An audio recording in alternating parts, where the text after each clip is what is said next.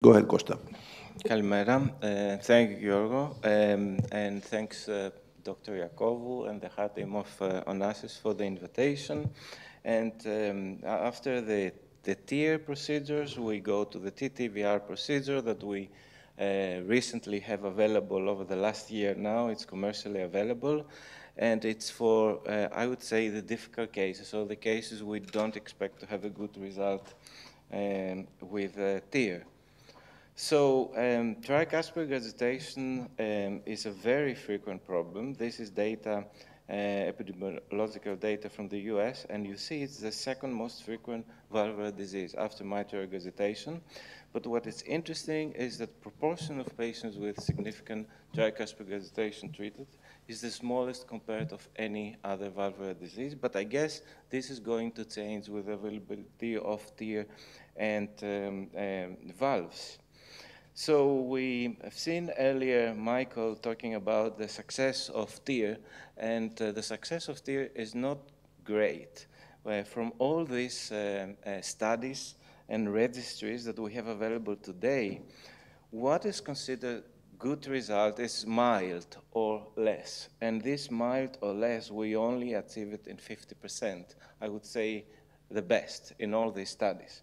So TEER, even when we select the patients to do this procedure, gives you a perfect result in 50% of the cases.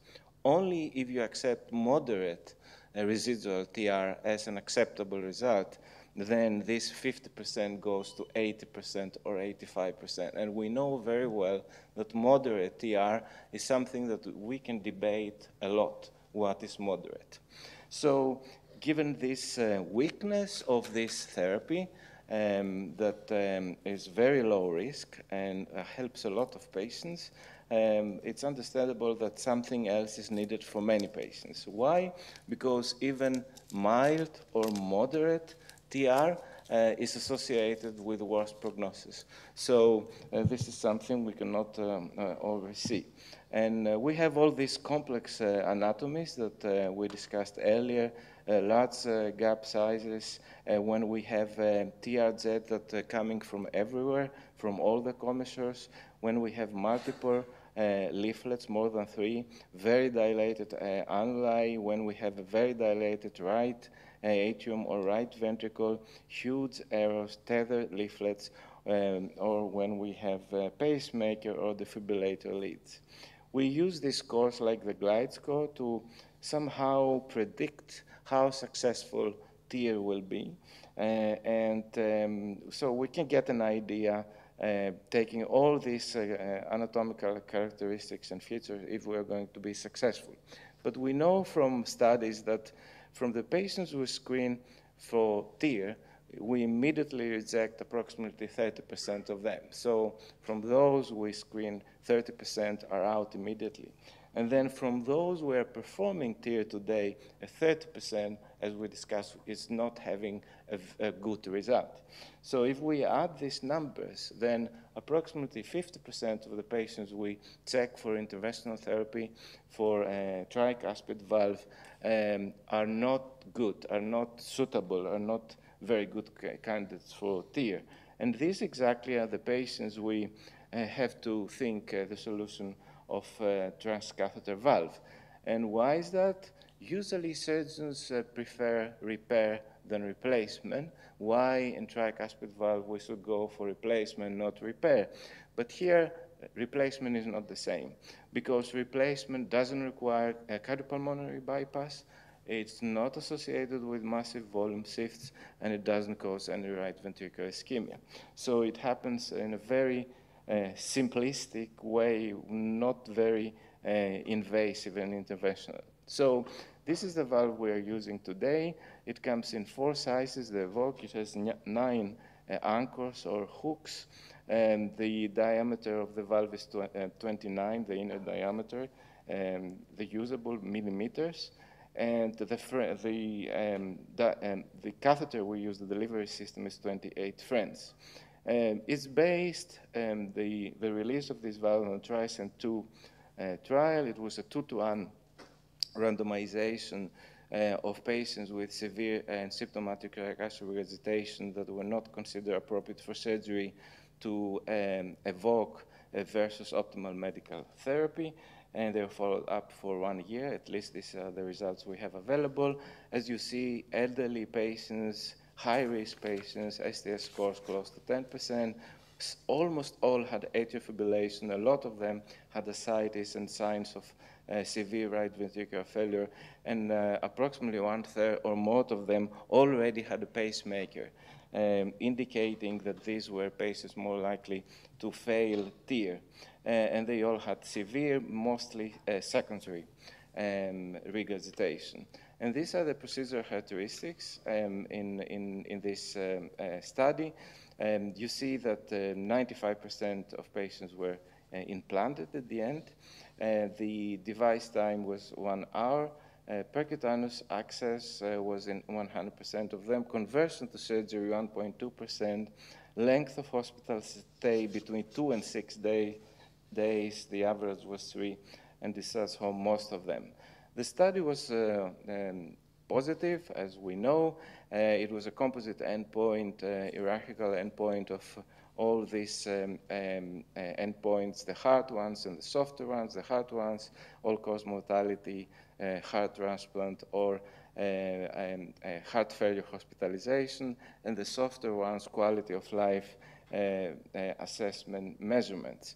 What is certain is that the tricuspid regurgitation was eliminated, completely eliminated in 99%, and not in 50% like we've seen with TEER. And you see there was some improvement also in the patients on medical therapy, but very little. And if we see the hard endpoints, all-cause mortality, we'll see that the numerical difference was in favor at 1 year of evoke, something that we didn't see in TRILUMINATE. The numerical, there was no numerical difference in favor of a clip. And the same for hospitalization. Again, not statistically significant, none of them, but numerically, again, in favor of the valve. And then we had this 18 units improvement in the quality of life that was the largest we've seen in these trials. I think in TRILUMINATE was 11 or 12 units. And if we see the safety outcomes, which is very important, cardiovascular mortality at 30 days was 3%. So this procedure is 3%. 2%, if I remember well, is in TRILUMINATE. And then we see severe bleeding, although we go from the venous side was very high, 10%, and the new pacemaker at 1 month was 25%. So 1 in 4 patients in this study with EVOQUE needed a pacemaker within the first month, and then another 4% the rest of the year. So let's see some cases that we have done over this year with valve replacement. The first and probably most impressive case was this 91-year-old lady that despite her age was fully mentally and physically functional. She suffers from carcinoid on chemotherapy for years now and stable, but with cardiac and abdominal involvement. And over the past 6 months was in the hospital every 15 days for IV diuretics and ascites draining up to 6 liters. So life was intolerable for her, and this is her tricuspid valve. You see there's no tricuspid valve. It's a huge hole there. So it's understandable that this lady was in real trouble. So this case, it's extreme and it's unfavorable, clearly anatomy for TEER, so nobody would think of TEER. But not only for TEER, we checked for cardioband, we checked for EVOQUE, we checked for tric valve. The anatomy was so huge that she was rejected from all this therapy. So then we checked for compassionate use of other experimental valves, and we came across the Lux valve. The Lux valve can be very big, as you can see, up to 75 millimeters of annuli and bottom of the right atrium. And this is the valve. And So this patient was checked and accepted for this procedure, and I don't know why this doesn't play. Yes, it plays. So the difference is we come from the jugular vein, and this is a big sheath, short sheath, as you can see. This is the how we set up the hybrid room. So we go from the head, so everything changes where the screens are and how we work. And here is the capsule, the delivery system of this valve. Initially, we have a wire, but then the wire is withdrawn, is pulled out, and then we go just with the capsule, and we gradually release the valve. Initially, this pad that goes into the IV septum, and then these two hooks that they expand and they go like a tri-clip or a Pascal behind the lateral leaflets. These are the two anchoring points, and the third is this pad that extends into the ventricle. I'll show you. And then the valve is released and it works. And then you see this catheter there that is advanced. And then through that, we advance this small anchor hook. You see it very tiny. 3 hooks is like the micra pacemaker, sort of.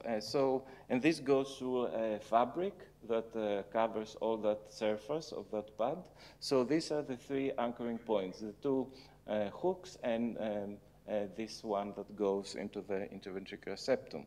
And with this final result, 0 tricuspid regurgitation, and it's amazing that it's now 4 months, I think, since we did this procedure. This lady never came back to hospital, is at home without any IV diuretics, that requiring before stable body weight and doing very well. And this is how this valve appears on fluoroscopy. So this is for huge anatomies with huge gaps like the one I've shown to you. Finally, just one more case of a VOC valve. This is a young lady with myositis and dilated cardiomyopathy related to myositis, immunosuppressed, on double therapy, as you can see. She had mitral regurgitation, functional years ago, that was treated with 2 Pascals successfully. She had an improvement, but then the tricuspid regurgitation that was already present there at that time, it was getting worse. It was symptomatic, but it was not acceptable for TEER because we will see that we wouldn't have a good result. So we were waiting for the availability of a valve. These are the coronaries and the 2 Pascals. Both of them, I think, are P10s, white Pascals. And this is the tricuspid regurgitation with a defibrillator lead that certainly is involved because it impinges, as you'll see, the posterior, the septal leaflet. You can see it here, and you see color on either side. So very wide vena contracta, and apparently this wouldn't be a good result in this young lady if we were going with TEER. But she was accepted with a VOC. The anatomy was acceptable, and we went for the 48 millimeter valve.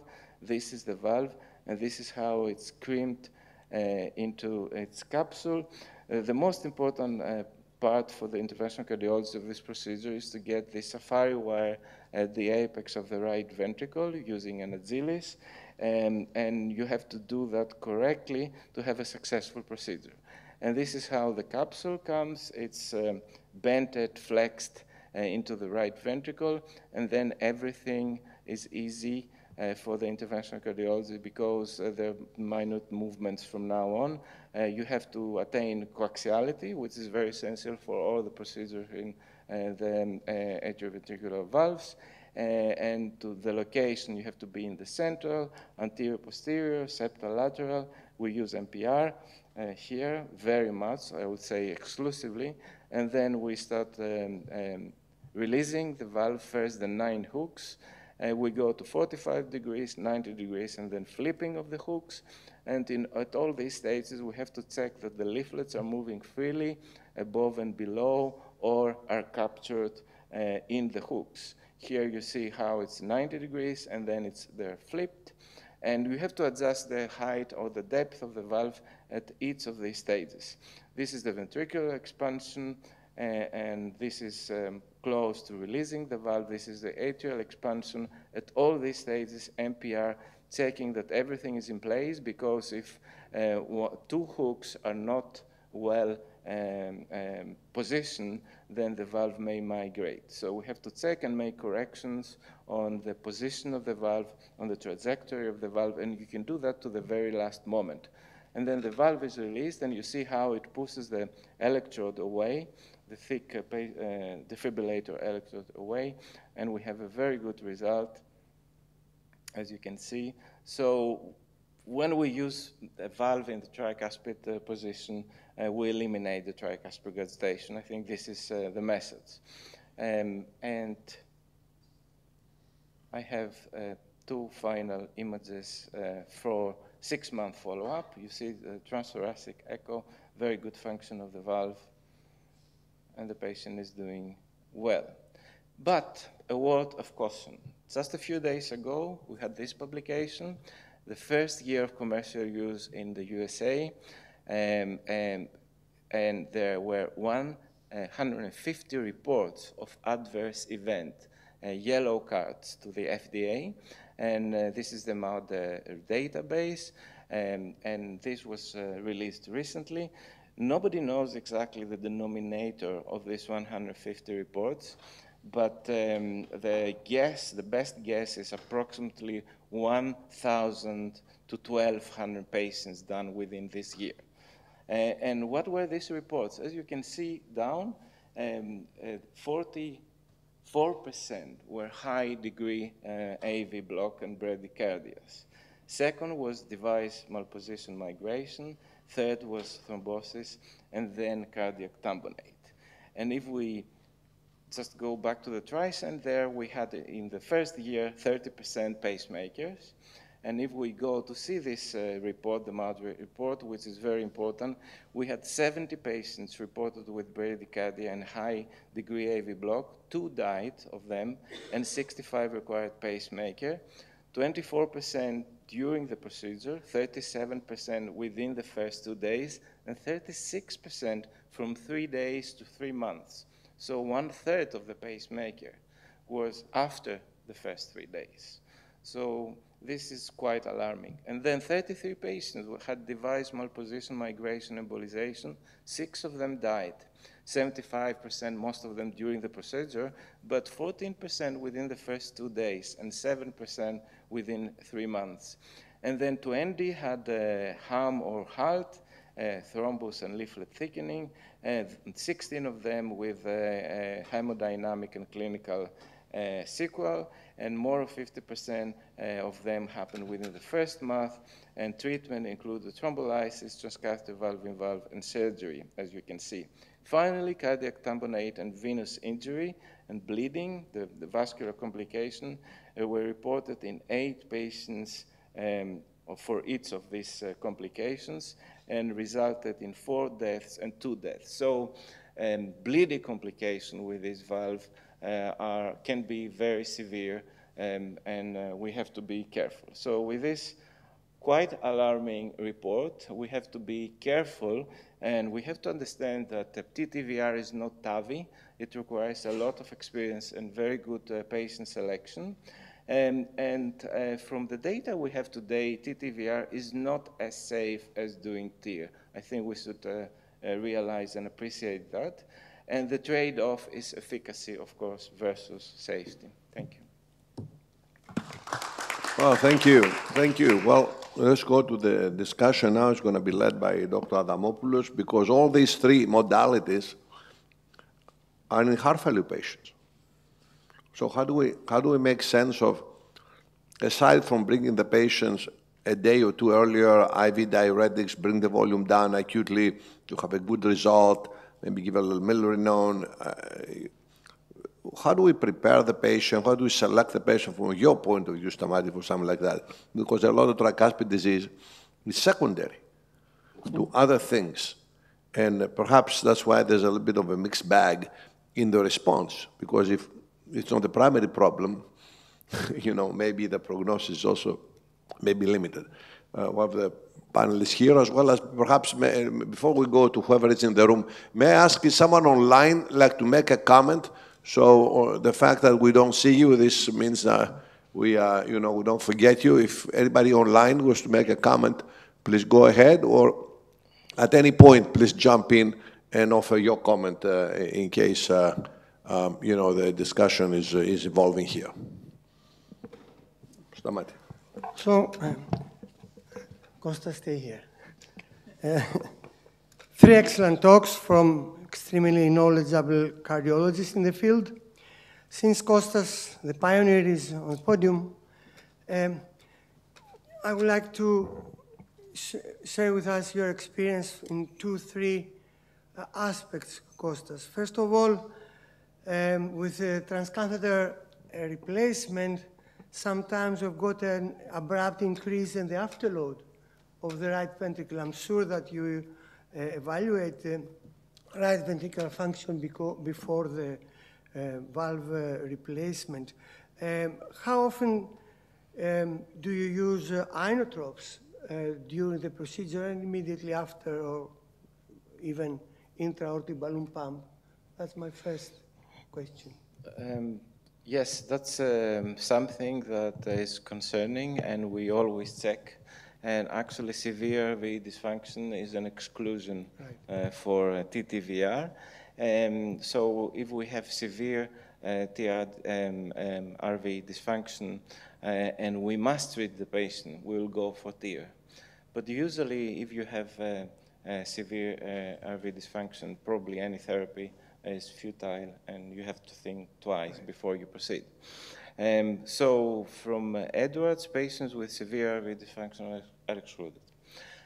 But we had, I think our number 8 or number 9 were a patient with moderate dysfunction, that the procedure was excellent, and then the patient developed low output syndrome from the following day, and we tried many things like milrinone, hemodialysis, a lot of things.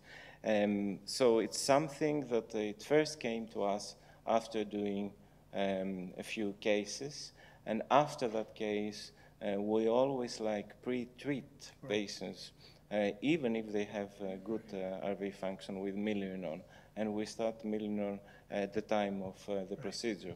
We haven't seen that problem again, but like I said, you have to formally assess RV function before proceeding with this procedure. Costa, can I make a question? Yes. So regarding this VOG malapposition cases, so it's quite alarming, as you said. You think it's something that has to do with the loading conditions that may evolve during time? So maybe the volume status of these patients has changed over the follow-up? Yannis, I think this was related to the initial probably enthusiasm in the States of having commercially available a valve and starting using it in all the difficult scenarios indiscriminately because it's just available.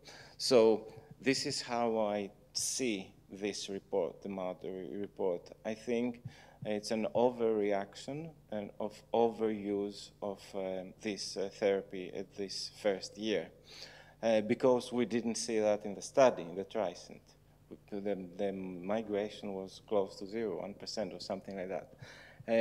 I think it has to do with training, it has to do with proctoring, it has to do with the patient selection. In our experience, small experience, all the procedures technically went perfect. We never had a problem of wrong positioning, malpositioning, or migration of the valve. But as you saw, it can happen. it means it's a different animal than other.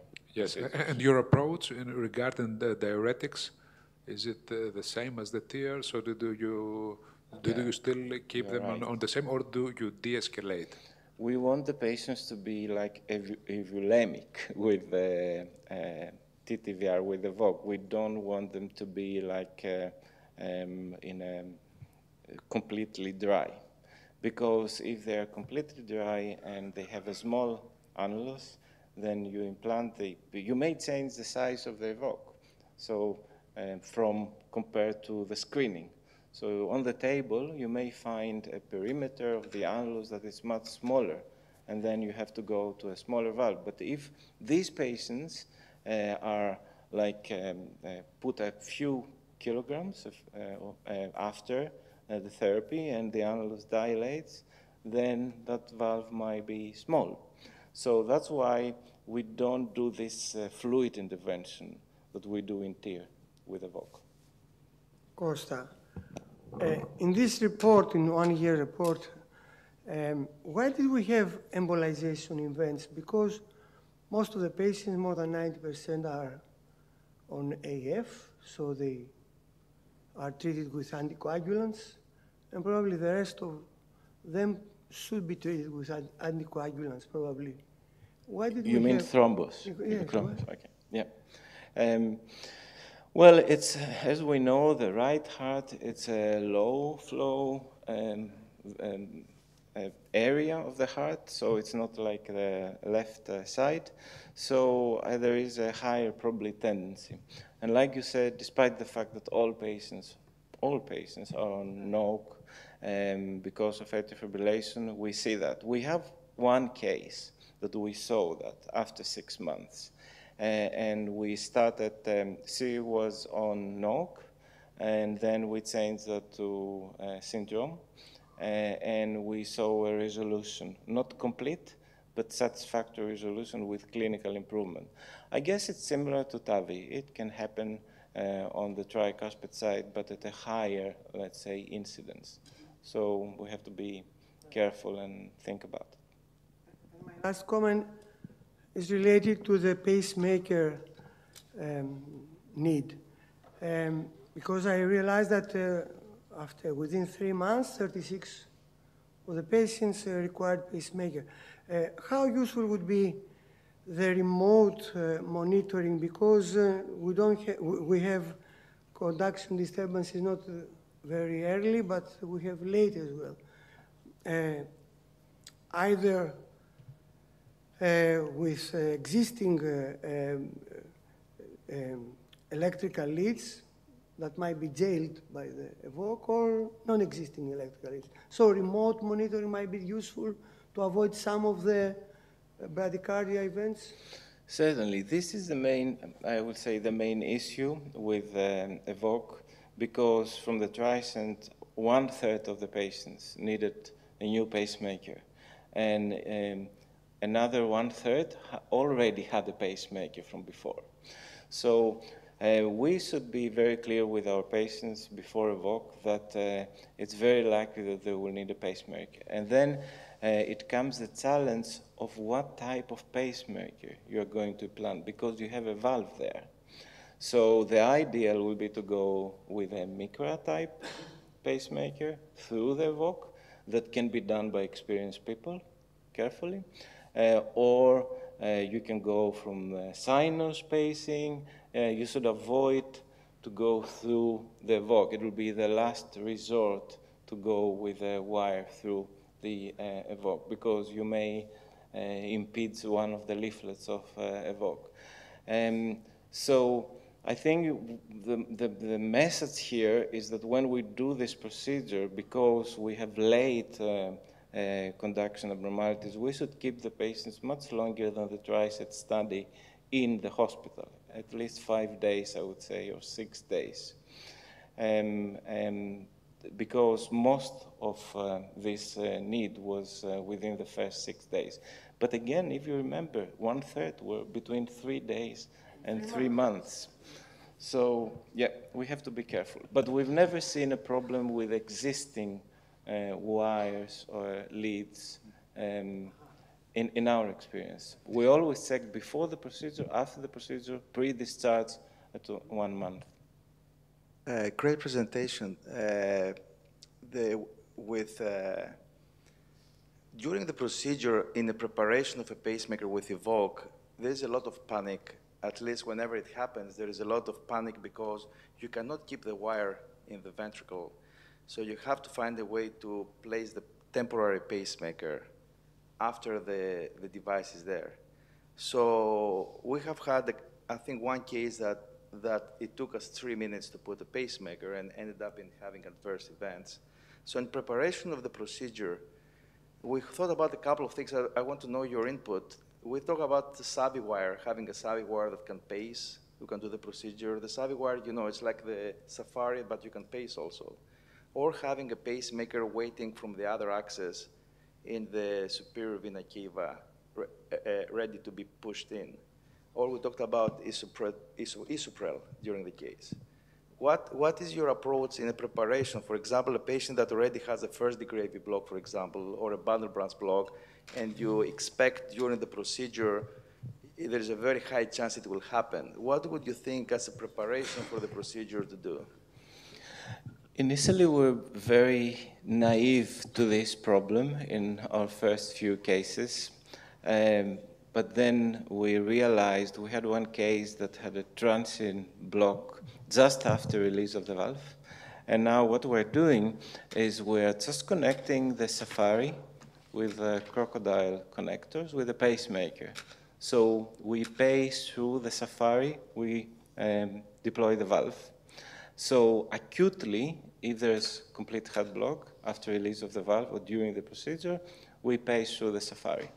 And then in our planning, if we need to keep pacing after releasing the valve, we'll probably go from the left ventricle, like you said, with a Savvy wire, clear the right side from everything we had, and probably go with a temporary wire from a jugular vein till we find a solution, a permanent solution. Does the Safari pace with a coating, or you have to clean the coating? You have to clean just a tiny part of the coating at the back. Dr. Athanassopoulos, Giorgos? I do it. I want to see, you know, the cover go away and it shines, so I put the crocodile there. Sorry, Kostas, to torture you, but you've got the greatest experience here. No problem, So, no problem. Giorgos? Well, Kostas, once again, thank you so much for the pivotal contribution on this topic. Well, I will take the opportunity to ask you about the what you're feeling about the message of the new pathophysiology for atrial TR and the relevance of this pathophysiology for these evolving interventions apart from the TEER. Atrial functional MR and atrial functional TR are very interesting pathophysiologies. I would say they're mostly related to atrial fibrillation. This is where we see it mostly. And we see small ventricles and huge atria. Sometimes they are very, very impressive. You may have a right atria or a left atria that is huge, like head, and then a tiny ventricle. Certainly, you can get away, you can remove regurgitation in both cases with all the techniques we have. You have to make sure that it's proportional MR or TR before you remove it. So it's significant for the size of the ventricle. And then I think technically these cases are best treated with TEER. TEER is, I would say, easier in those cases, especially using the Pascal P10 with a spacer. I think we have a very good success with this device in atrial functional MR or TR. Another option would be to go with cardioband on the tricuspid side to cinch the annulus with one device or the other. Cardioband is available, not used very much, But I think it's a very good option to just reduce the annulus with a transcatheter option, because this leaves the road ahead clean for future interventions. So you achieve annuloplasty, which I think in cases that we have large atria is a good thing to do. And then for like ablation or maze procedure or atrial plication surgically to go to treat the problem, I think it's very difficult to remove the atrial fibrillation. Once the atria are huge, there is no treatment for this. You can do it at earlier stages, and then if you're successful, the patient will see the difference. And then if you can remove the tricuspid regurgitation or mitral regurgitation, in these cases with a clip, why to go for surgery? Just for the plication or for an unsuccessful maze procedure? These are not founded, are not proved, so you take a huge surgical risk just for an additional secondary procedure that is not proved and is not going to work.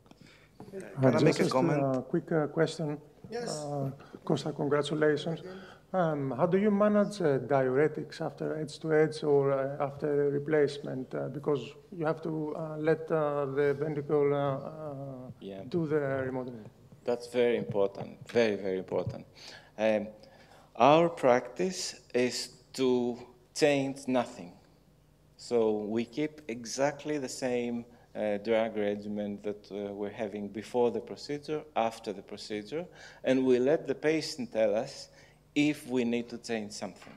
So as you know, the first 6 months are critical for scarring of the devices, either the clips or the valve. So if you change the volume status of the patient, for example, if we've seen cases that when the right ventricle dilates, we have a relapsing TR because the device is pulled away. So we keep everything the same, no change in the diuretics, no reduction in the diuretics, and the most critical thing is the body weight. We ask the patients to check the body weight every morning. If the body weight remains stable, we keep the same therapy. If we see that with the same therapy, they lose weight, that is a sign to reduce the diuretics. And we can do it more freely after the 6 months. A small comment about the previous question. I think it's a huge topic nowadays in patients with tricuspid or mitral regurgitation and atrial fibrillation. It's very difficult to tell which is the chicken, which is the egg.